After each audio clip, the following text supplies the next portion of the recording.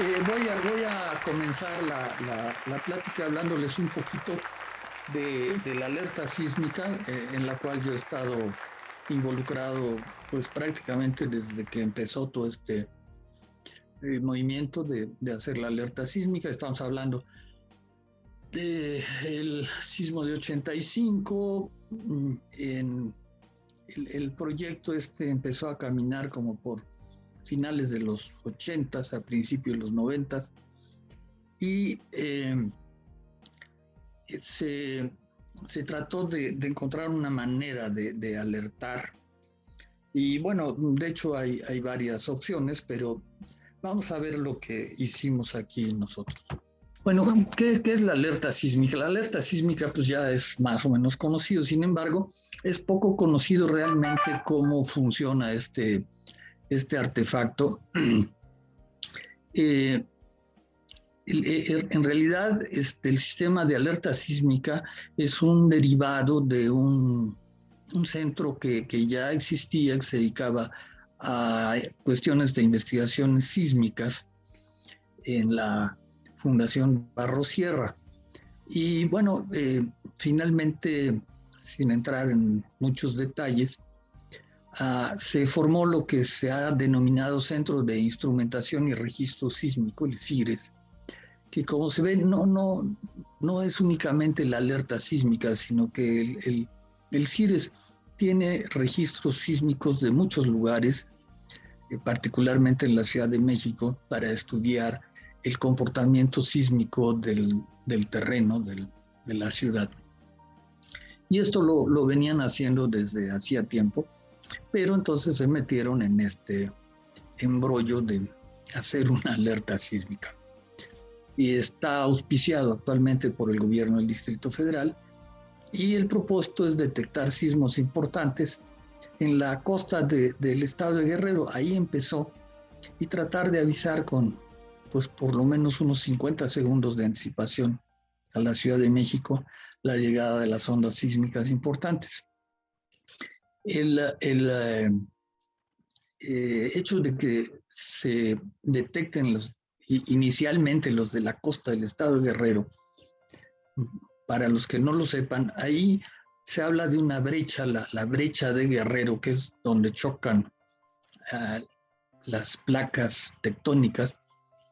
Y esto está sucediendo todo el tiempo, que choquen, pero mientras no haya un deslizamiento, una ruptura, debido a que se ha acumulado demasiada energía, pues no hay sismo. Mientras está ahí, no vas empujando, no pasa nada.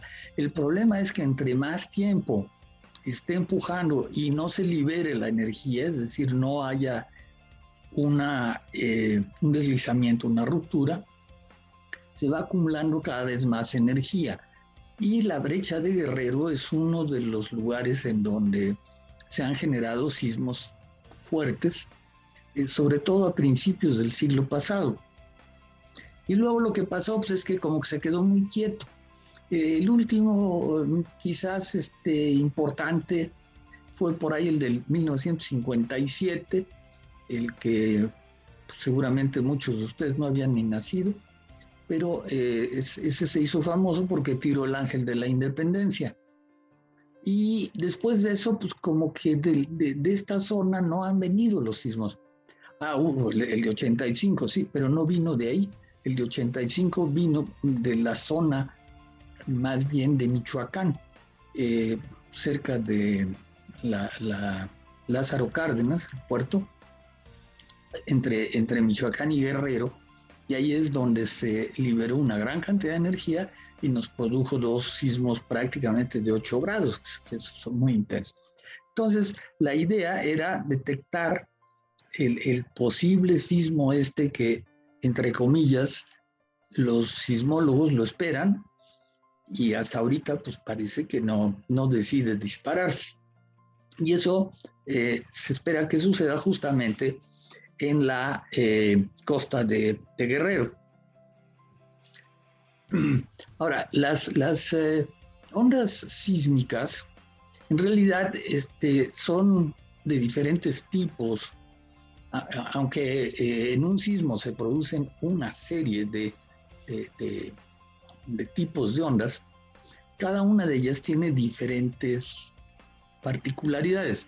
De hecho, las primeras ondas que genera un sismo se llaman ondas primarias y son ondas que viajan por dentro de la Tierra, y entonces eso tiene dos características. Una, que normalmente no son de grandes amplitudes, es decir, no van a provocar grandes movimientos, pero la otra es que tienen una cierta velocidad que es diferente de las ondas que son de superficie, que viajan más a prisa. Entonces esto, vamos a ver un poco más adelante aquí para aclarar esto. O sea, hay dos grandes grupos, las ondas internas y las ondas superficiales. Y dentro de estos dos grupos existen 4 tipos de ondas sísmicas. Unas que se conocen como la onda P, que puede viajar entre 7 y hasta en ciertas condiciones que tienen que ver con la estructura del suelo, la composición. Entre más rígido es, viajan más a prisa, pueden llegar a viajar hasta 12 kilómetros por segundo. Pero son ondas relativamente de baja amplitud. O sea, sí provoca una vibración del suelo, pero no, difícilmente es destructiva. Luego hay unas ondas S que viajan un poco más a prisa, que van de 4 a 6 kilómetros por segundo, que son ondas secundarias. Y luego vienen las ondas que realmente son las graves, porque son las que viajan por la superficie, y entre comillas, ventaja para lo que nosotros queremos es que viajan de 2 a 3 kilómetros por segundo. Y hay otras ondas que se conocen como ondas Rayleigh, en honor al investigador que estudió estas cosas, que viajan más o menos a un 90% de las ondas S. O sea, las realmente destructivas, muy destructivas, son las ondas L y un poco las ondas R. Camínale. Ahí está. Bueno, las ondas primarias, que se conocen como longitudinales, hagan de cuenta que como el que apachurra y luego suelta, son de baja amplitud y alta frecuencia, o sea, son rápidas. Su duración en segundos es multiplicada por cierta variable, entre 6 y 9 es posible estimar la distancia entre el epicentro y la estación, que ya que estas se propagan a velocidades entre los, decíamos, 6 y 9 kilómetros. Dependiendo de la posición del suelo que recorre y la distancia, eso es lo que cambia, el que lo haga más rápido o más despacio. Si se hace esa operación, un total de 3 estaciones, o sea, yo tengo 3 puntos distintos y en cada uno trato de determinar un radio de dónde estuvo, de dónde vino el sismo, puedo cruzar, se forman 3 círculos, y en el punto en donde se cruzan, ese es lo que llamamos el epicentro. Bueno, ¿y eso qué nos importa? Bueno, la cuestión es esta. Después tenemos las ondas secundarias, que son más lentas, son de mayor amplitud, baja frecuencia a comparación de las primarias, y tienen la propiedad de no propagarse a través de los líquidos. Curiosamente, aunque parezca increíble, pero un sismo de magnitud ya de un 5 o 6 grados, no importa dónde suceda en el planeta, con los instrumentos tan sensibles que se han desarrollado, es posible detectarlo prácticamente en cualquier parte del mundo. Sin embargo, estas ondas secundarias, curiosamente, al no propagarse a través de líquidos, no pasan a través del centro de la Tierra. O sea, el núcleo que tenemos líquido no las propaga. Y luego tenemos las ondas superficiales, que son las que nos causan daños, son las de Loeb y Rayleigh, que son las de mayor amplitud, pero que son un poquito más lentas.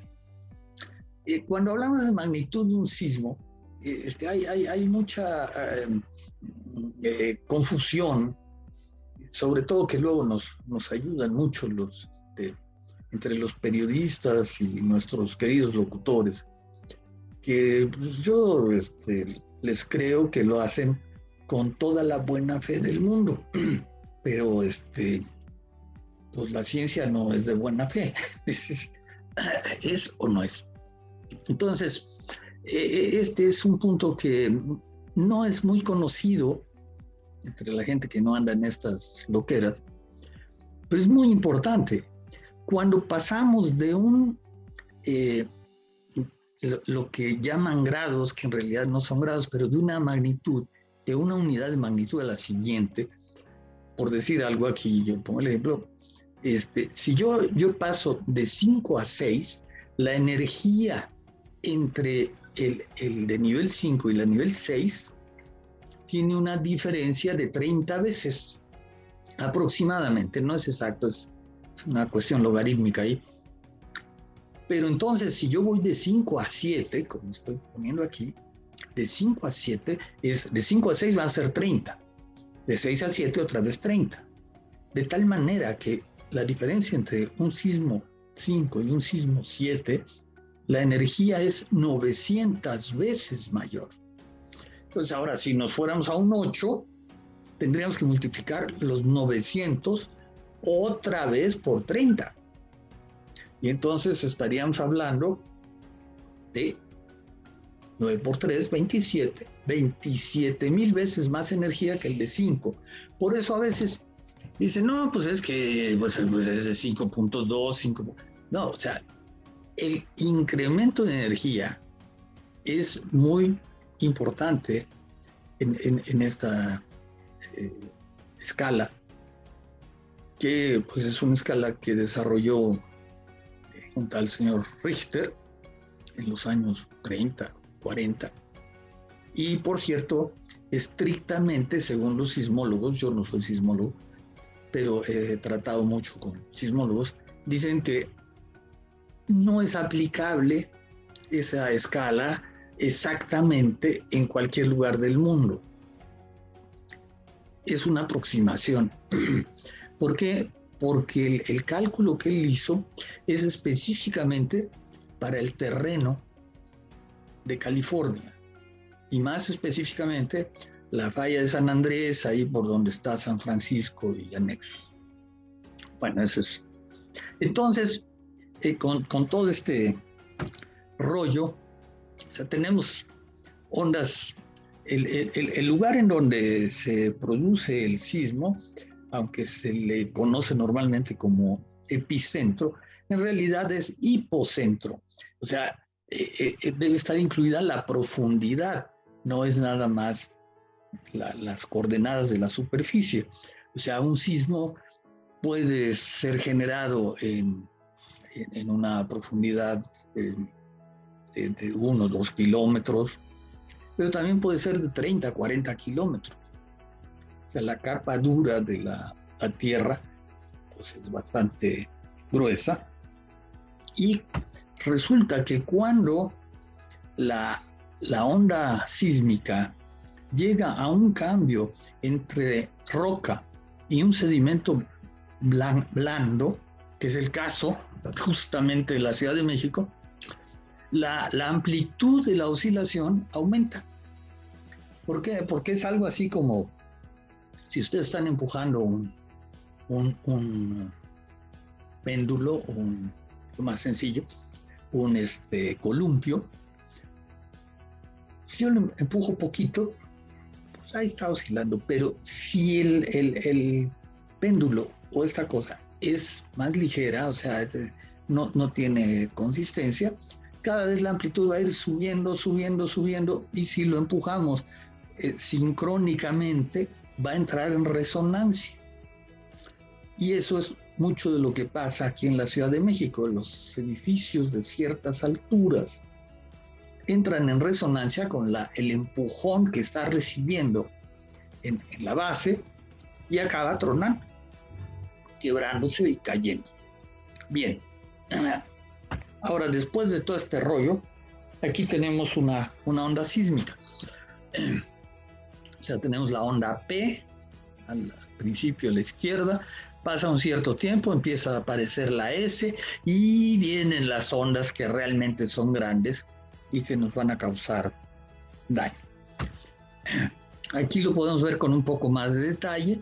Tenemos las P, que son muy chiquititas, no, pues ahora sí que podemos decir, no pasa nada. Luego vienen las S y finalmente vienen las de superficie grandotas. Entonces, con lo que ya hemos platicado hasta aquí, se ocurre una manera más o menos lógica de poder detectar si viene un sismo, midiendo las ondas P que vienen rápidas, y luego eso nos indica que viene un sismo. El problema está en que para detectar esas ondas P necesitamos tener un equipo muy fino en lugares en donde no haya muchas vibraciones, porque si no, pues, el primer camión que pase, pues mira, vamos a tener sismo, ¿no? Y entonces hay un sistema diseñado a partir de esa idea, midiendo la presencia de las ondas P y estimando cuándo va a llegar una onda S y una onda L.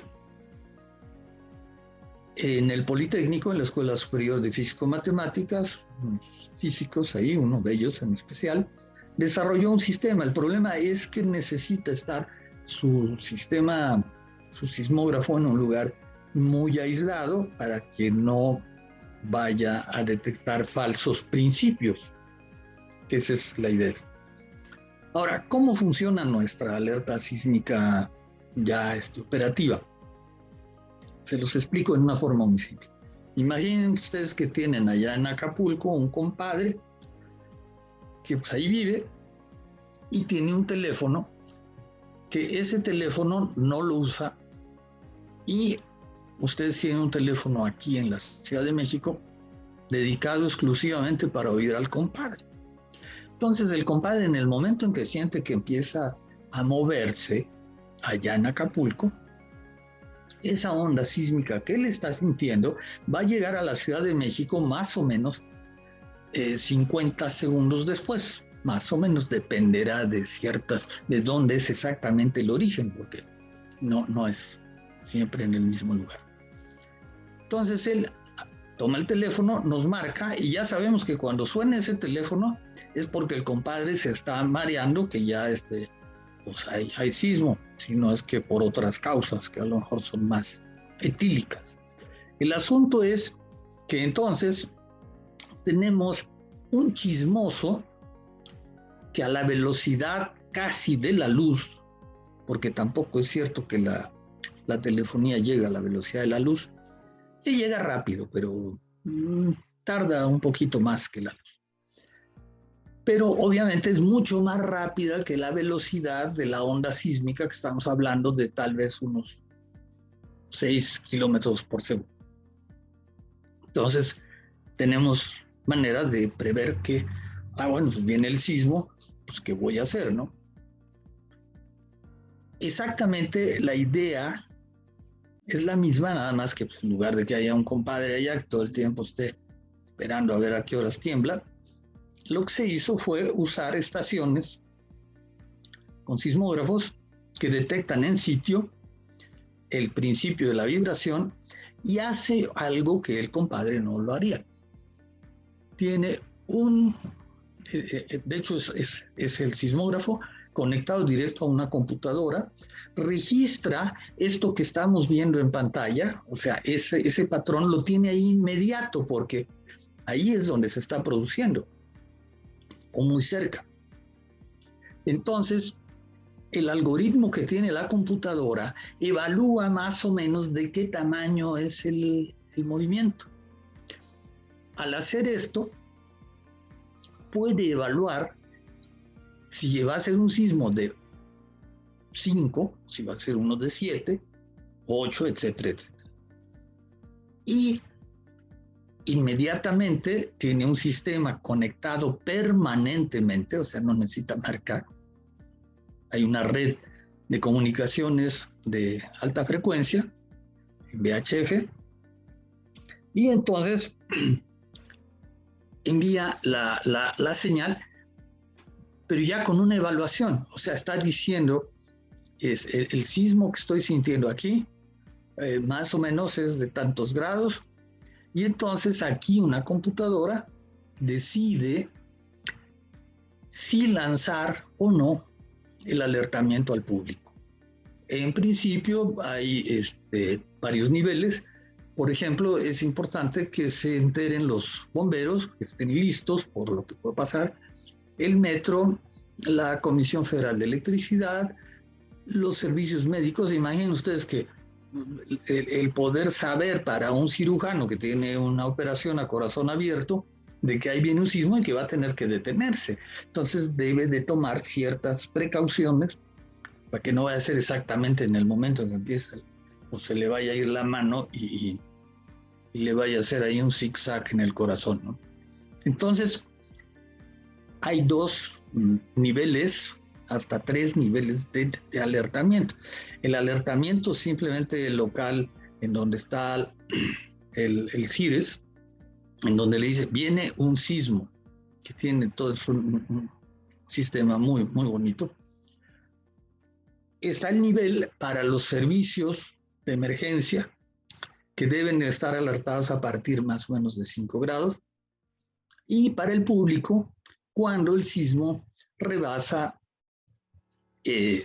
un nivel que se puede considerar peligroso. Evidentemente, desde un nivel 6 para arriba, hay posibilidades de que algo suceda, con la salvedad de que el analizador, que es un analizador matemático realmente genial, que prevé más o menos lo que va a suceder, pues tienen que tomar decisiones y no necesariamente van a ser tan precisas. O sea, a veces calcula un 5 y a la hora de la hora fue un 5.3, o a veces calcula un 6 y fue un 5.7, pero tenemos bastante precisión. Los puntos amarillos que ven ustedes ahí, o naranja, no sé en qué color esté en su pantalla, que luego cambian, pero bueno, los circulitos, todos esos circulitos, cada uno es un sensor que está en funcionamiento actualmente. Se empezó en Guerrero, después con el tiempo, por ahí por el año 2000, el gobierno de Oaxaca dijo, oiga, pues a mí me interesaría yo también tener aquí esto. Con el antecedente del 85, la gente de Michoacán dijo, bueno, pues aquí también tembló re duro. Yo recuerdo algunas fotos impresionantes con las vías del ferrocarril que parecían una S, y pues uno ve una vía de ferrocarril y dice, esto no se va a doblar nunca, ¿no? Pues sí se dobla. Los sismos son muy poderosos. Entonces, esta es la red de sensores y todos están interconectados utilizando esta red de alta frecuencia, y tiene un sistema muy ingenioso, porque si una estación detecta un sismo, entonces debe de avisar, pero para no tener que cada una tener una frecuencia sería algo imposible. Lo que hace es que primero escucha el radio. Si ya hay otra estación transmitiendo, se espera que termine para mandar el suyo. Y así se eficientiza. Los mensajes son extraordinariamente cortos, porque no manda más información que el dictamen del sensor. Ahora, en la Ciudad de México, antes de emitir una alerta, también se ve que sean varios los sensores, cuando menos unos 3, que están detectando que hay movimiento, porque podría ser que pues, pasa un tractor junto a la estación, provoca una vibración ahí y entonces estaríamos disparando señales falsas. Este es más o menos el equipo ahora o sea, llega la señal aquí, entonces desde ahí en la Colonia del Valle, el CIRES envía un código especial al receptor que pueden ustedes ver aquí del lado izquierdo hasta arriba. Y ese receptor tiene la alerta sísmica y se dispara y sustituye a la programación, corta la programación de estudio y el tono de la alerta se va al aire. La alerta está grabada en ese receptor, no tiene que recibirla. Lo único que recibe es un código, que es un código muy largo, muy, entre comillas, muy seguro. En algún momento en Radio Centro yo trabajaba ahí cuando se nos dispararon todas las estaciones y pues, fue la locura de saber pues, qué había pasado, ¿no? Entonces, ahí toda la ingeniería disponible, tanto la del CIRES como nosotros allá, y finalmente encontramos el problema. El CIRES había estado haciendo una prueba en un tanque de agua elevado y simuló para ver si funcionaban los receptores ahí locales, y como estaba en un lugar suficientemente elevado, la señal pequeñísima de un transmisor que llevaban en una maletita, transmisor de 10 miliwatts, pues llegó hasta allá arriba y disparó todas las estaciones. Bueno, también hay una versión en donde el sistema ya acepta señales digitales, porque pues, algunas estaciones ya tienen las consolas con salida digital, entonces hay un sistema de alerta sísmica que puede operar con trenes digitales. El sonido de la alerta sísmica, que a veces mucha gente dice, bueno, ¿de dónde sacaron eso?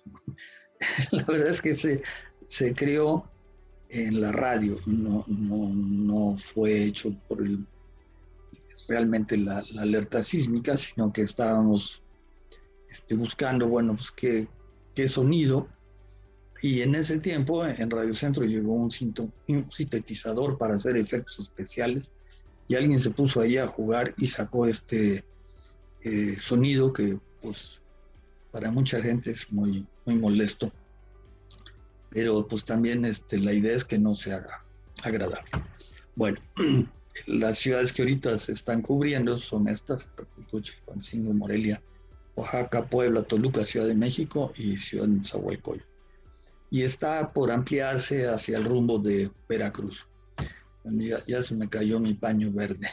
Bueno, este es el receptor, vamos a decir, doméstico de la alerta sísmica. Tiene una historia atrás muy complicada. El diseño tiene partes de diferentes lugares del mundo, y bueno, no voy a entrar en más detalles. Se fabricó en China, se fabricaron en el primer intento 50,000 y se distribuyeron aquí en escuelas y en fin. Este es otro receptor que está emparentado, porque es un Midland que se ve en Estados Unidos, que es el receptor estándar para recibir las señales de la NOAA, que son las señales de alertamiento en el mal estado del tiempo. Tiene mucho parecido, no voy a entrar más en detalle. Y bueno, vamos a platicar ahora de los otros sistemas de alertamiento, porque según yo iba a tener demasiado tiempo, ya se me está acabando. ¿Qué ha sucedido con los sistemas de alertamiento? En Estados Unidos es donde más ha evolucionado. Voy a platicarles rápidamente esto. Originalmente, el primer sistema se echó a andar en 1951 y funcionó hasta 1953, después hubo cambios, y se le llamaba CONELRAD. CONELRAD. ¿Por qué nació esto? No se trataba de detener desastres naturales. La bronca es que termina la guerra y entonces, pues aquí Los güeritos ya tenían su bomba atómica y los rusos dijeron, no, pues hay que tener con qué parar a estos cuates. Entonces se pusieron a fabricar la suya. Aparentemente es muy difícil hacer una bomba atómica, les debo decir que no. Lo que el secreto era saber si se podía hacer. O sea, la física decía que sí se podía, pero no había el cómo hacerla. Pero cuando alguien ya la hizo, entonces, no, pues si alguien la hizo, pues sí se puede. Y entonces es mucho más fácil. Y luego, pues con el espionaje, pues más fácil todavía. Como anécdota curiosa, en Estados Unidos, un estudiante, no puedo recordar de qué universidad fue, terminó su doctorado y presentó su tesis. Se graduó y tal. Y unos días después fue el FBI que me lo entamba. Su tesis era cómo fabricar una bomba atómica. Y estaba todo lo necesario. O sea, estaban los cálculos y además todo estaba correcto. Entonces, pues dijeron, este cuate pues, es un guerrillero, lo quiere armar. Y lo llevaron a juicio y entonces digo, no, sí, yo lo puse ahí, pero toda la información que está en esa tesis es información de uso público. Está en las bibliotecas, está en los laboratorios, o sea, la información está publicada, ¿no? Y demostró que era cierto. O sea, no había espiado, ni se había ido a robar información. Entonces, este dato curioso, y es que resulta que entonces termina la guerra y se pone la cosa pues fría, la famosa Guerra Fría. De los dos lados había suficientes armas para acabar con el mundo varias veces. Entonces, también otro dato curioso, durante la Segunda Guerra Mundial, los bombarderos nazis se guiaban para atacar a Inglaterra siguiendo las estaciones de radio.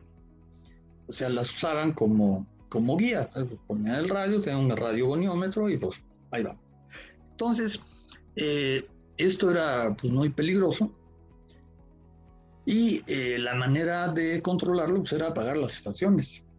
Entonces, el sistema CONELRAD, en realidad, que lo que significa es control de radiación electromagnética, lo que proponía era que si había un ataque o señales de que venía un misil o lo que fuera, se apagaran todas las estaciones de radio y televisión.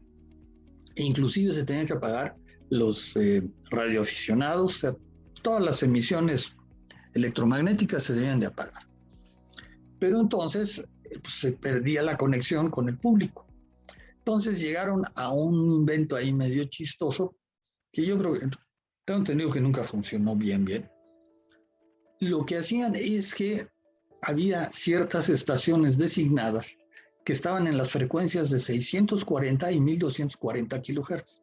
Entonces, esas estaciones, si empezaba a haber una bronca de este tipo, entraban en un protocolo en donde empezaban a emitir una serie de tonos que le indicaba al público que había que sintonizar estas frecuencias para poder recibir información. Y además estas estaciones, para que no sucediera que sirvieran de guía, se iban alternando. Hagan de cuenta, se apagaba una aquí en la Ciudad de México y se encendía una en Pachuca, se apagaba la de Pachuca y encendía la de Toluca y así iban rotándose. Y en ese tiempo los radios tenían unas marcas en el cuadrante. Aquí las pueden ver ustedes. Ahí entre el 6 y el 7 hay un triangulito y entre el 12 y el 16 hay otro triangulito. Esas eran las frecuencias en donde había que sintonizar para escuchar esta cosa.